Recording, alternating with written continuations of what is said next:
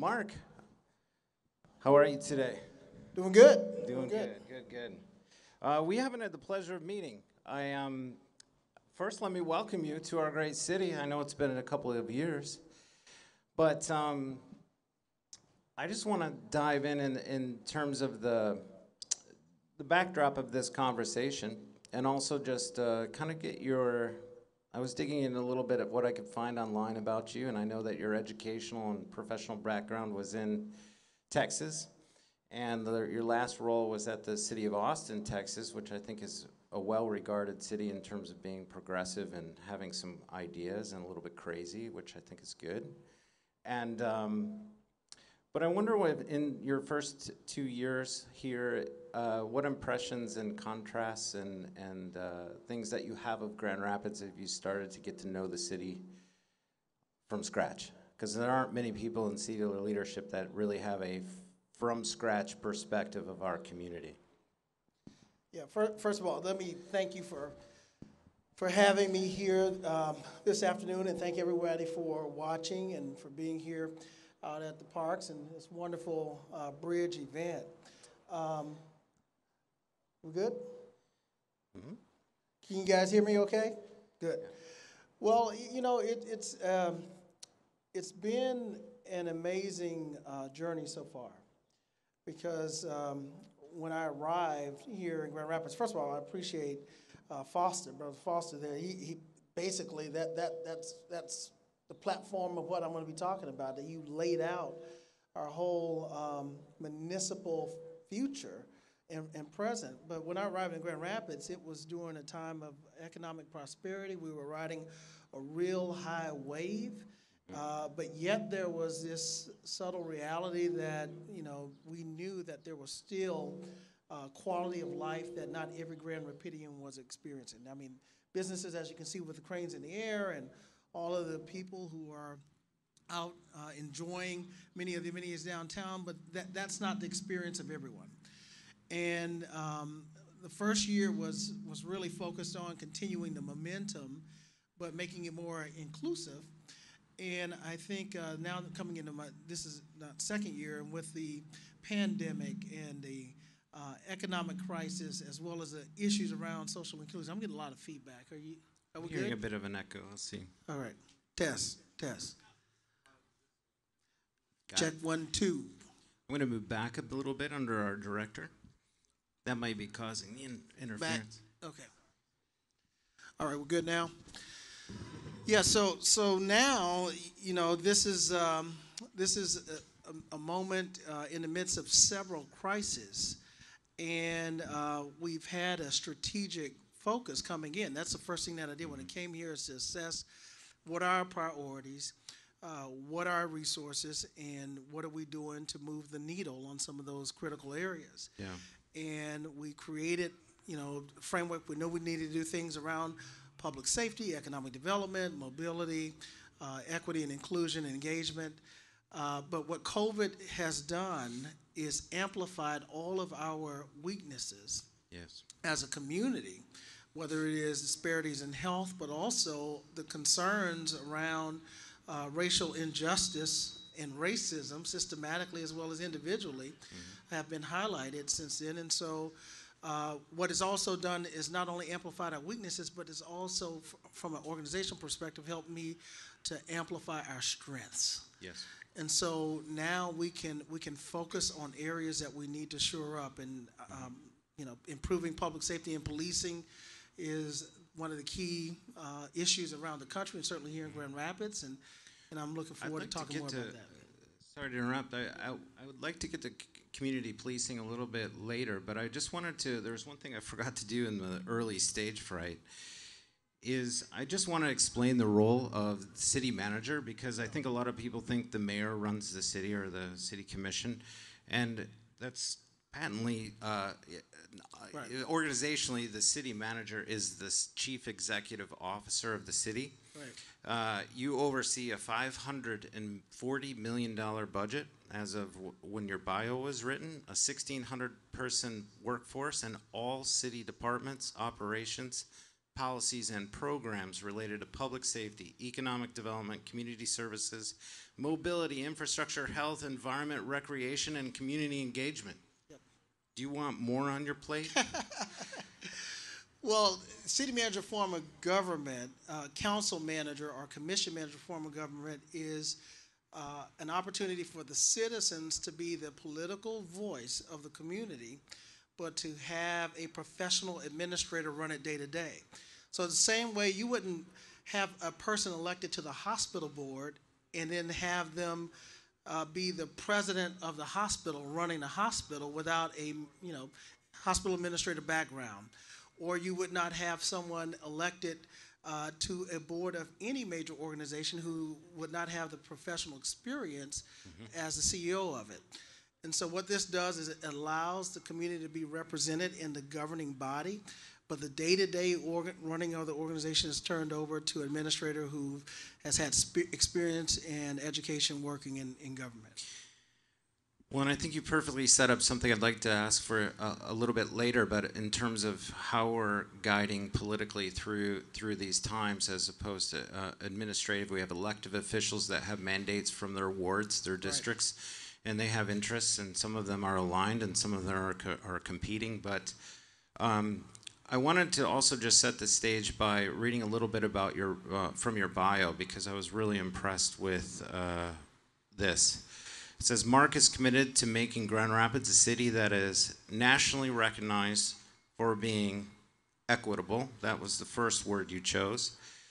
Welcoming, innovative, and collaborative, with a robust economy, safe and healthy community, and the opportunity for a high quality of life for all. And that is your bio. And I wanted to ask you about equity. There's a lot of conversation about equity. It's one of the defining things you define for yourself in your role. And what does equity mean for you, and specifically for our community, as you look through equity through that purview in your role as a human being with your background and what you bring forward in your experience? What does equity mean for us and for you in Grand Rapids? Well, I'll start there, then I'll go back a little bit. So having an equitable community is one that you would hope that the outcome for one's success is not predicated by their race or their income or class level, but they truly have a equitable and inclusive opportunity to engage in prosperity and all the things that Grand Rapids has to offer. And in that vision of the city is exactly opposite the experience I had growing up, and many people in their lived experience growing up, where you were not part of an inclusive, equitable environment. The school system that I grew up in was not equitable in terms of the kind of educational opportunities that it offered to other schools. So was the neighborhood, et cetera, and all the communities that I lived in growing up. And so being a public administrator, I saw it as my opportunity. Not only, I don't come to work, but I come to serve out of a servant leader perspective. And out of the service that I wanted to render was to make sure that I could transform a city at the highest level into a community that I never had the opportunity to live in as a young person growing up. So professionally, I came out of Austin, but prior to Austin, what's not on my resume, a lot of times we talk about what's on the resume, but to really understand why I do the job, we have to talk about what's not on my resume. And I grew up born in Louisiana, and my mother did not speak English as a first language. My grandmother spoke no English. What language did Creole, she speak? Creole French. Spoke no English. Grandparents were sharecroppers, and so we grew up pretty poor. My parents divorced. Father, every kind of criminal justice system, whether it's city, county, state, or federal, he had been in, and this was a Vietnam veteran. And after he got back from Vietnam, what he needed was mental health assistance, behavioral health assistance, and what he got was everything that the criminal justice system had to offer. And so I grew up in that kind of environment. Growing up, we moved to Port Arthur, Texas, southeast Texas, south of Houston, and we lived in the Jacks, in the projects. And I didn't know of any other life outside of that kind of life until I had an opportunity to meet some people, mentored me, and gave me an opportunity to go to college. And I'm like, wow, college was like day and night from the community that I lived in. And I often wondered why we didn't have an opportunity to experience that kind of quality of life. And so then I got into public service, and it became more clear to me that more communities need people on the inside that are committed to transforming the cities and organizations into more equitable type of experiences. Growing up, as you mentioned, quite poor and impoverished, and I think wealth and income disparity and poverty in our community really puts tremendous pressure on families, on the community, on all our infrastructure. It creates outcomes with many things we'll get to about the how we're evolving our police department and all that stuff. But how did you personally sort of avoid some of the pitfalls that many people might fall into under the tremendous pressure of poverty and the stresses that puts on a young man growing up and deciding what to do with your education and your future? Yeah. Well, I just think I was fortunate because it wasn't that I wasn't part of it. I hung out with the homies, and when you live in the kind of environment that I grew in, it's all around. Whether it is people banging or hustling, and at the end of the day, those were my friends, and those were my teammates, and those were my classmates, and we grew up together. And it was certainly a different kind of culture then because it was a life not everybody knew. They weren't really out loud with it. So my mother and their mother really, it was kind of more of an underground thing. Matter of fact, had a good friend of mine, Bun B, Bernard. Who is part of UGK. We grew up in the same city, went same high school. He's part of the group, the Underground Kings, and he raps and talks about his experience around the cuts in Port Arthur in Short City, and those were the kind of friends that I grew up with, and apart from the grace of God, I happen to have a few positive people in my life, but fortunately, my experience could be something else today. There's just an asterisk on everything of the resume that I have because, I'm one mistake from not being on this stage a long time ago. So I can't say it's formulistic. It's sure. Just there were opportunities that were presented that fortunately that I was able to take advantage of.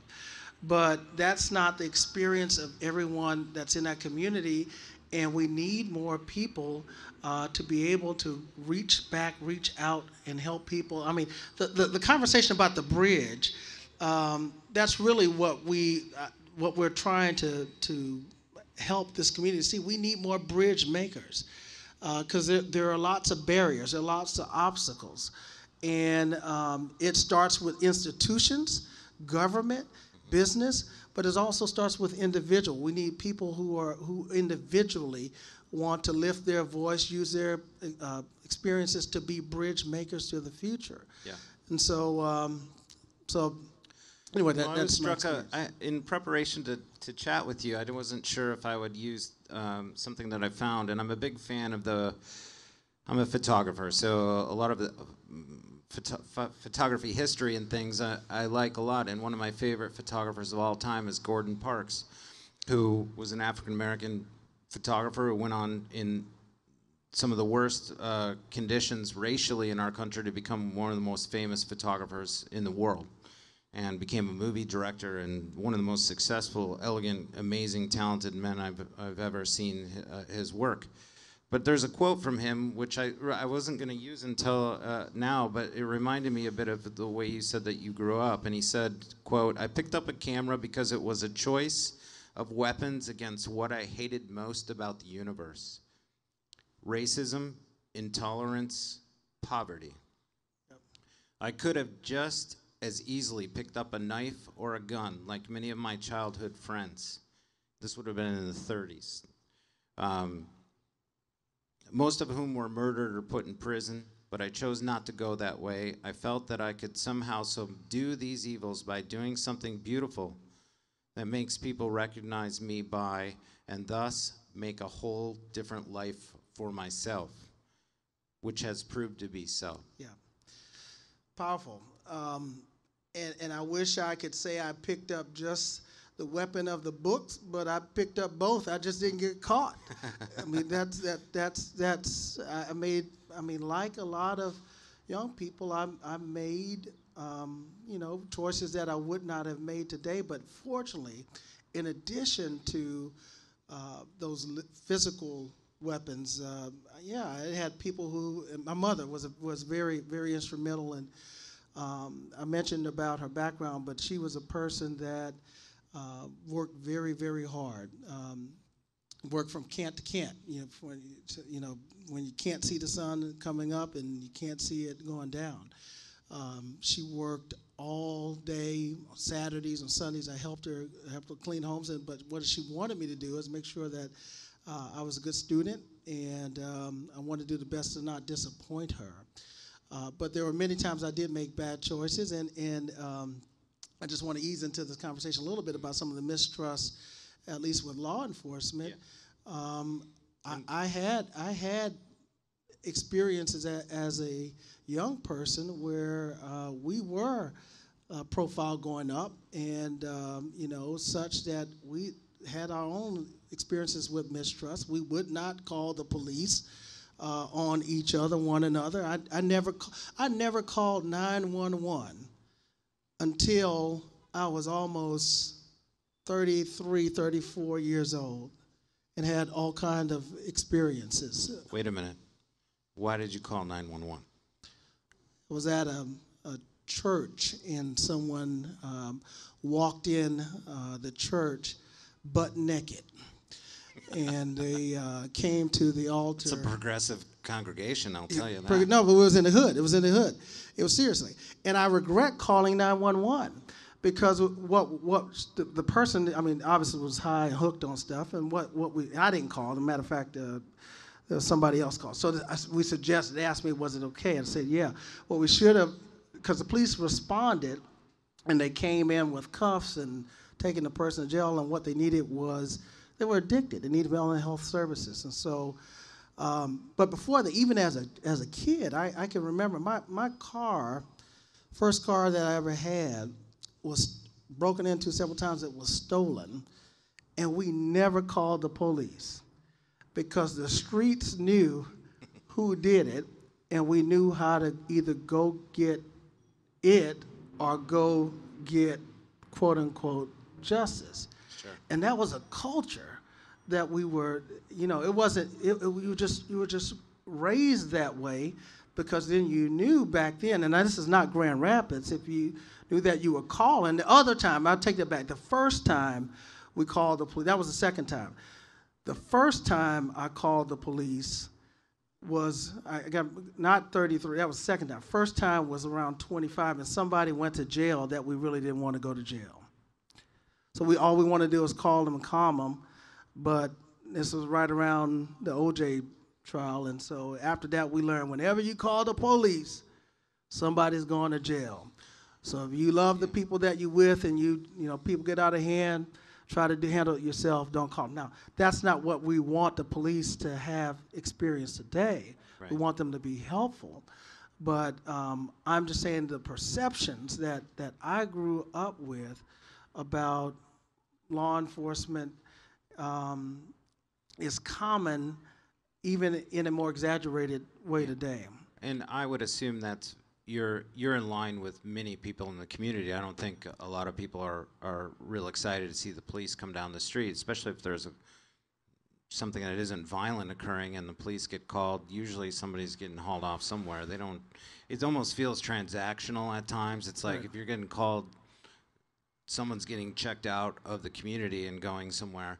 And that's a wide stroke, but I have a better lead-in for this part of the conversation. But Daryl told me to keep it real. I want it real. That's why we're here. It's called Full Exposure Podcast. Not like you're the guy who came into your church. We're not doing full exposure like that. But on Tuesday, Chief Payne and the city released a strategic plan, which has your support, and at least at this phase, which focuses on data-driven policing to identify crime hotspots, community partnerships, and more engagement, different types of engagement. And you mentioned, I watched a city commission meeting in August when this was first kind of rolled out, and you were saying that this new strategic plan has challenged the psyche of the police department, I think is what you said. And I'd like you to toe into that, just like what's, well, let me set one other bar, and then I think it'll give you better context to my question. Chief Payne has mentioned this is a pivotal point in our history in Grand Rapids in terms of policing. And he acknowledged that the police department has contributed to systemic racism and systemic outcomes that have put pressure on various communities, be it you're impoverished or a person of color or just in the wrong part of town, so to speak. There shouldn't be any wrong parts of town from my perspective. You should be able to go wherever without having an issue. His vision, again, alongside of you setting a high bar for the city, is he wants the Grand Rapids Police Department to be the most trusted police department in the United States. He says that multiple times in that. It probably says it in the document, the full-length document. What I found interesting was that he said, "We will no longer police the community as we think it should be policed, but rather how the community has told us how they should be policed." And that's a fundamental shift. And again, I ask you, how might that challenge the psyche of a police department with a long heritage of how and ideas about what's effective in policing in Grand Rapids? Yeah. Well, that is where you get to trust in a relationship, where you're fulfilling mutual expectations. So regardless if it's a marital relationship or a business relationship, each party wants their individual expectations fulfilled. And so in order to do that with the community, you have to know how the community wants to be policed. What are the problems the community is concerned about, in addition to the problems that the law enforcement is concerned about, and where is there a common agreement on how we work together to solve those issues. And so that it is about trust, and when you have that kind of trust, you're not afraid to call on law enforcement to help you in crisis, also to help you in not only where there's physical threat, but in any conditions. We have police officers who they don't just solve crime. I was talking to one of the deputy chiefs one day, and they were telling me in the winter, he said about some of the stats that we're doing. They said, and then we've done so many assists. I said, assists? What is an assist? The only thing I knew of an assist is when you play basketball and you pass it to someone right before the score. He said, oh, that's when someone is stuck on the road, and we go and we do the assist. We give them get our car and we give them a push. And there were more assists that day than arrests.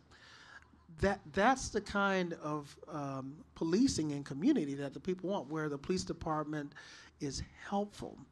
And so the chief wants to restore that trust. And now there are a lot of people who have trust, but there are a lot of people who don't, because of either national or their own lived experience with police. And so in order to make sure we do that, we have to find the issues that are priorities together. So jaywalking is not a priority right now in this community. We are not getting anybody who's hit by cars. And I'm just giving an example. So we don't expect the police to be citing people who do that. But if there are serious violent crimes that are happening, we need to, instead of treating everyone like criminals, we need to work with the community and see where those crimes are occurring, why they are occurring, and agree on a policing effort that helps to solve a real problem for people who are causing real harm. Well, and I think part of that is, you know, a lot of damage is done over decades. This isn't something that can just roll out a new strategic plan. The proof has to be in the pudding, as my dad used to say. You have to build this back slowly through bridges. You don't build a span over a river and overnight. It takes a little bit of getting closer to the spanning together the community. I think the challenge is that, you know, many times, you know, as you've acknowledged, every community faces this, where areas that are more crime-ridden get more patrols. So you get stopped more, you get pulled over. There's felony stops where just as a protocol, you're going to be under gunpoint and laid on the ground for a matter of 5, 10, 15 minutes until more police officers can come. That person might be completely innocent and just having a bad day because of that encounter. And this happens over and over and over again for many, many years, where you get to the point where you don't want to call the police.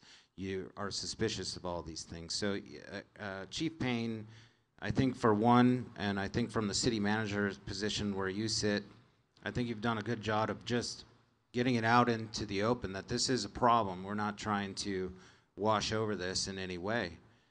These are frank problems that we're having.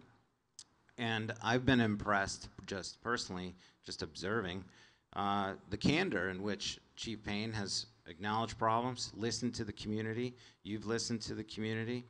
And I wonder, in terms of enacting that through the police department, because the other way that city and policing works is, you know, Chief Payne can have a grand vision of how the police department operates. You might be on board, the city commission might be on board, but if the rank and file and the police unions that you have to negotiate with are not on board with that, can make that change very difficult. And I'm just wondering if you had any take about how that's going and how that's received throughout the department as he sets the leadership and the standard for how the community is to be policed. Yeah, good question. So the police department, you have almost 300 officers, and you have several unions, and certainly we need the cooperation, collaboration, support of the employees in the department, but you have one chief. You have one chief who is responsible for setting the direction and the tone of the department. And as far as the chief's leadership priorities, once he sets that direction and tone, everyone is expected to line up with it and support it. And anyone who does not support it cannot continue to be successful in that department and should not continue to be part of that department. So I am holding the chief accountable for setting the right tone and expectations, and he's holding his leadership in this department accountable, and so on and so forth. And so I can't speak to what unions will do, but I can speak to what the chief needs to do and what I expect him to do. But it's part of that tap dance as city manager. You have to come to an agreement with the union, and so these things evolve, these conversations evolve. I think as we look at success, like how fast can what we want as equitable change in policing, what's a realistic yard mark for the community to feel different? Well, I think we need to be careful because the unions are partners in discussing terms and conditions of employment, salaries, benefits, working conditions, etc. But the chief sets the policy on use of force. Okay. We don't have to negotiate to talk about a use of force policy. Excellent clarification. Now there are things related to conduct and misconduct that, in terms of how certain matters are handled in terms of grieved and appeal based on policy, those things are negotiable. But it is a dance, but what I sense in this community, in the country, ever since the the murder of George Floyd and Breonna Taylor and many, many others, is that there is an awakening of a new reality that things have to change and improve. And so more so in other cities where the senseless murders are occurring. And our experience here in Grand Rapids has been, we've had issues with police and use of force and complaints by members of the community, but what we have not had is a unjustified homicide by a police officer. We hadn't had a fatal shooting in recent years. Let me say that. I'm not say that's not the history of the department, but in recent years around this disturbance around the country.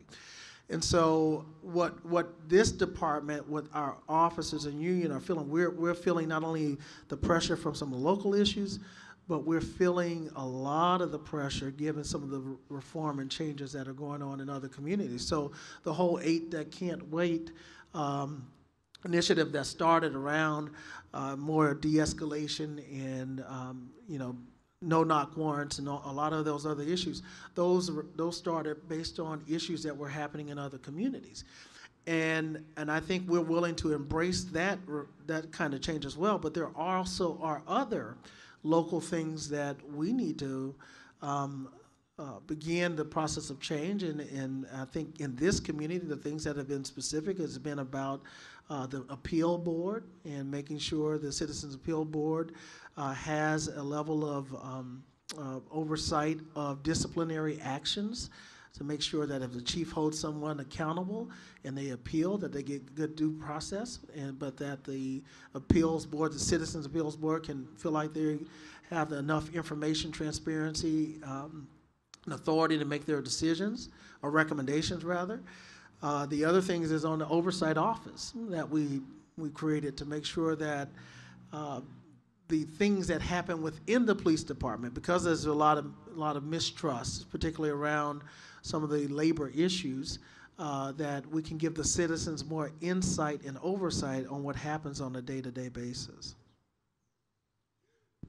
Thank you for that. We don't have a lot of time. I'm not sure if someone can give me a signal how much time we have left, but I do want to get to the point of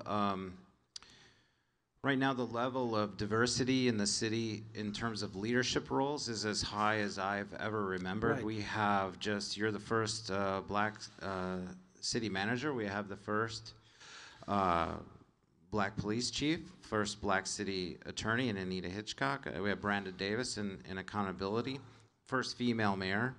And as far as I know, in my memory, the most diverse city commission that I, just as a looking at it, it's as fair representation of the community as we've had in a long, long time.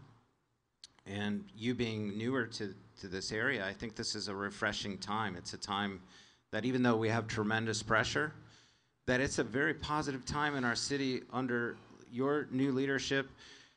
And there are opportunities to make some serious progress here because we have people representing us from parts of the community and backgrounds that we've never had before in this context of this time and these pressures. Do you have anything? Yeah, I think that's a good point because what we're seeing is the gates are still there, but the gatekeepers are changing. And not only do one of the other areas are in our economic development, because it's not just criminal injustice, it's economic injustice and educational injustice, et cetera. And so in economic development, we've hired the first Latinx economic development director, Mr. Gracia. And so there's a lot of opportunity to bring diverse perspectives. Now, just having organizational diversity is not enough because, we expect people not only to look and reflect the community, but also to make decisions that increase better outcomes. And so just being in the seat's not good enough. You gotta be able to make a difference.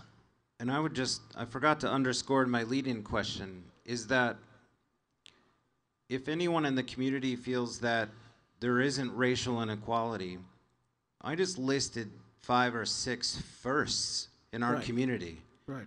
How is this happening? We're 170 years old. We're still experiencing the first this, the first that. We can look back at our community from where I'm at as a white man and say, we're still having firsts because there was tremendous systems in place that excluded people, and we're at a point where that tide is changing. I think if I could make a personal note, if you don't mind. Yeah, go ahead. There is this kind of there's kind of moral justification when you elect somebody like, or there's a setting aside of if people don't think they're racist, but they voted for Obama, or they can point to that we have Maryland or Rosalind Bliss as our mayor and you as our city mayor, and there's no problem here. We have people in leadership from different parts of the community. There's also, they can point very simply to upholding some of the same systems that have suppressed the community. And that is an odd sort of place to be in terms of where we have this progression, but we also have tremendous pushback in certain areas that keep social justice from moving forward at a pace that I feel personally is too slow. Right. And I don't know if you want to plus onto that one or not, No. but I just think like Yeah, there's that trade, that No, transaction. this is a good point. So the first is a first step. How about that? So whenever we have people who are trailblazers, who break glass ceilings, who obviously stand on the shoulders of other people, and they're the first this, first Latinx commissioner, first African American commissioner, first female, first whatever, that's a first step. Now we can't, and what we can't do is just we can celebrate it for that moment, but then the people who are in those positions have a tremendous responsibility to take the next steps.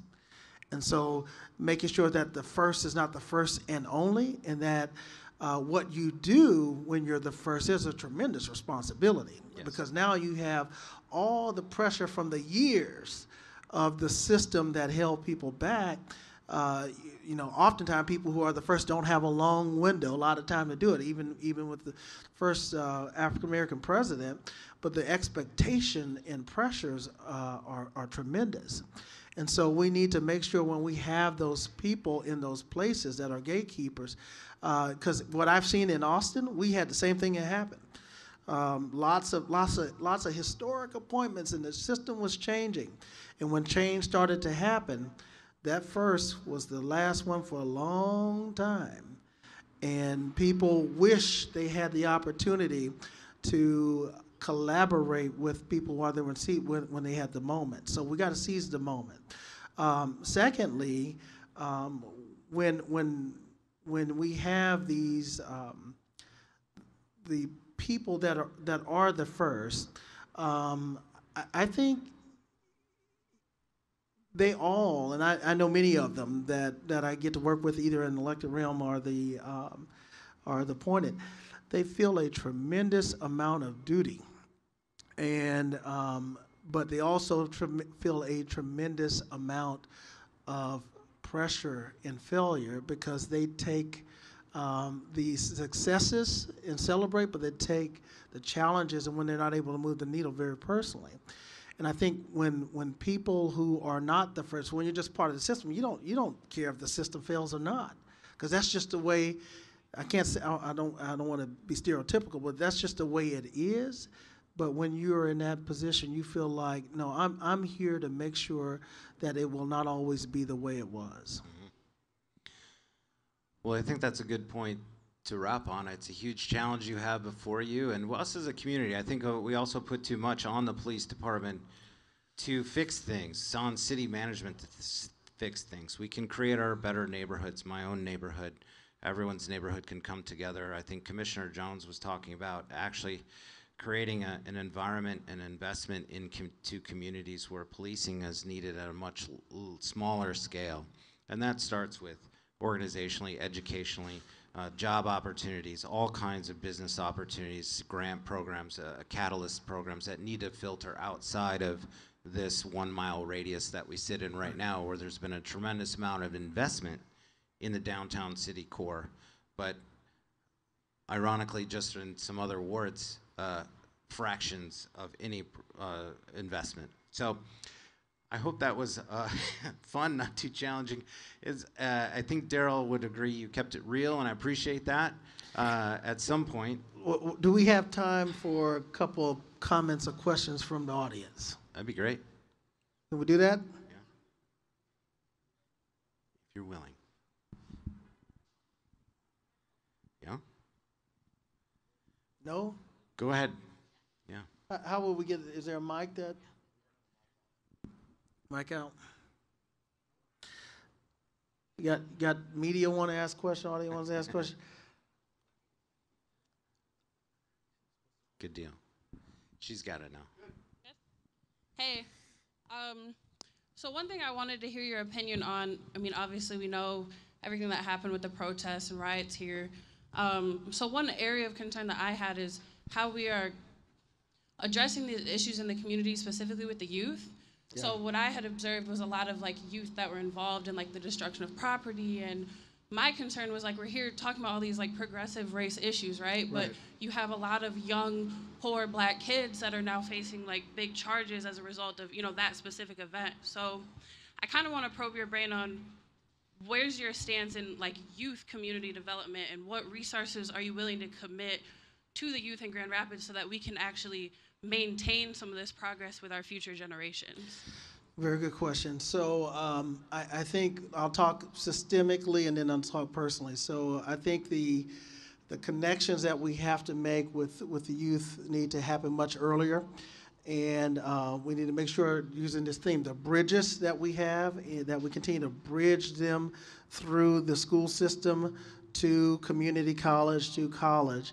And so the Promise Zone that was recently approved, that allows every graduate of a Grand Rapids high school to get, you know, at least 2 years of free academic education, is a bridge to a better opportunity.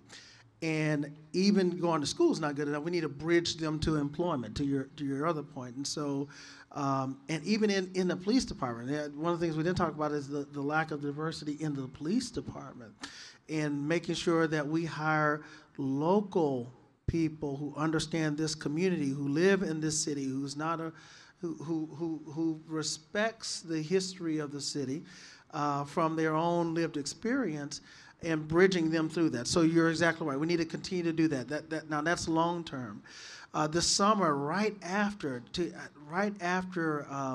the unrest that we had, we launched this initiative to hire 1,000 kids for the summer, 1,000 youth from 15 to 21.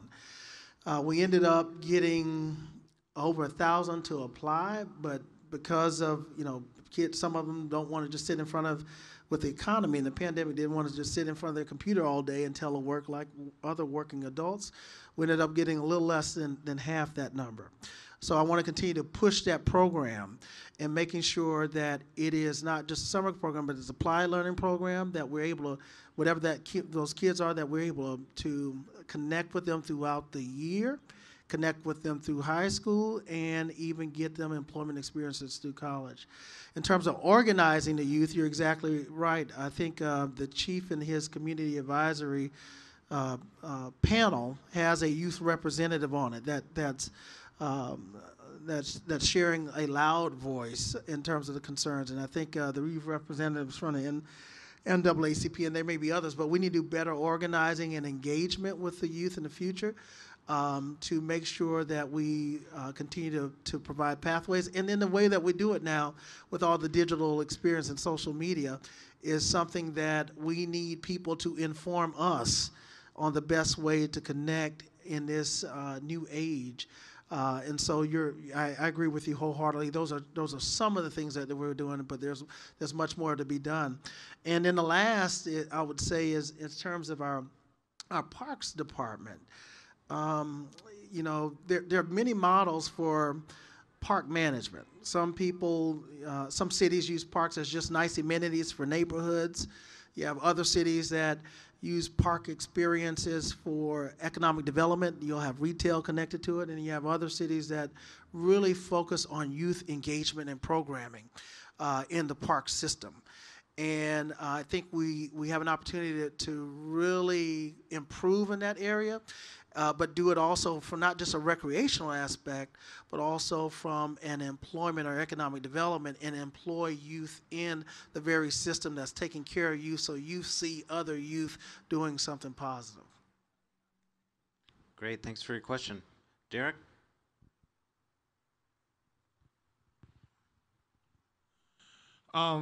I was just wondering, like, what specifically, when you were looking, because in one sense, like, yeah, we were interviewing for a city manager, but on another end, you had to accept the job. So what specifically attracted you to managing the city of Grand Rapids? Well, I wanted to go to a full service city. First of all, I was assistant city manager. And then being in a profession, I wanted to be city manager. And you know, there are all types of cities that you could, in this profession, attempt to manage. There are some that you really only have to come and turn the lights on, and the city just takes care of itself, and those are bedroom communities. They're suburban communities. The only thing they have is a lot of residential. There may be a little retail, but they don't have urban problems. They are suburban communities, and they pay people. The biggest problem is to patch a pothole, take care of the street, and that's not the kind of city I wanted. I wanted to come to a city where I would be able to be challenged by all the urban issues that I faced growing up, that I saw in Austin, and be able to make a difference, and a city where I would be able to come to work and bring my whole self. So I don't have to just show up like I look on paper or on a resume, but I can come and share from my own lived experience and manage in a way that's authentic. If I'm going to do this job, I gotta be myself in doing it. And so I felt when I came to Grand Rapids, first of all, there's a lots of potential in Grand Rapids because there's a lot of similarity between some of the things that are going on both positively as well as challenges with Austin. And I felt that background that I had, that experience, but I felt like I could come here and be me and do this job and not just be the city manager. And so I felt that our commission was pretty progressive. It's the most diverse body of leadership that's been in the city. It's more diverse than any city that I've worked in. This is the third city. It's more diverse than Austin, the elected officials, as well as when I worked in Fort Worth. So all of that was promising in coming to Grand Rapids. Fantastic. Paul, I think maybe we should wrap it up. Mark, I just want to thank you for being a guest. At some point, I'd love to have you on the real official Full Exposure podcast. You'd come to my studio, we'd do a portrait, and then we'd drill in and even a little bit deeper into some of these things. I'm fascinated with your background. Did not know all those things. Yeah. And it's exciting to see that to shape your perspective as the leader of the city, that the environment that you came through growing up has shaped where you're at now as a leader, and you're proud of that background, and it's a huge asset to understanding how a city like this can improve. So thank you very much. Let's give it up for Mark Washington. Thank you very much.